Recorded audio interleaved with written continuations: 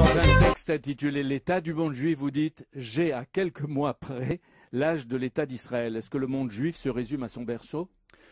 Bien sûr que non, mais l'État d'Israël pour tout juif et pour tout démocrate, c'est quelque chose de très important. Dans cette histoire, dans ce naufrage qu'a été la décomposition des grands empires, qui a donné partout toutes les tyrannies que nous savons, il y a un cas de démocratie qui tient debout, qui n'a pas sombré malgré un état de guerre larvé qui dure depuis 60 ans.